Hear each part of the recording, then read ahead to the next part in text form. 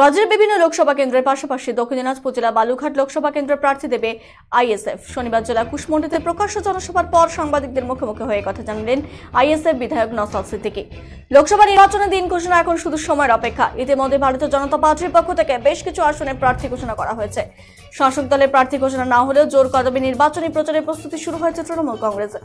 এরই মাঝে আসন্ন লোকসভা নির্বাচনকে সামনে রেখে দক্ষিণ দিনাজপুর জেলার কুশমন্ডিতে প্রকাশ্য জনসভা করতে আসেন আইএসএফ বিধায়ক নওশাদ সিদ্দিকী। শনিবার কুশমন্ডি ব্লকের আমিনপুরে জনসভার আয়োজন করা হয়। সেখানে আইএসএফ নেতা নওশাদ সিদ্দিকী ছাড়াও উপস্থিত ছিলেন জেলার আইএসএফ নেতাকর্মীরা।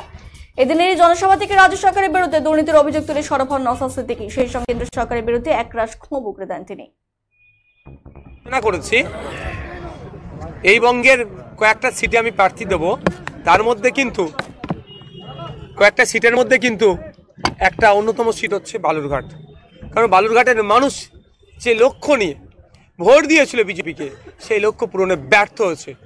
জামা খুলে যাবে কি না যাবে একটা কথা, আমার কাছ থেকে সাধারণ মানুষজন যে আশা প্রত্যাশা নিয়ে আছেন, তাদেরকে আমি একটা দায়িত্ব নিয়ে বলতে পারি, তাদেরকে আমরা নিরাশ করব না।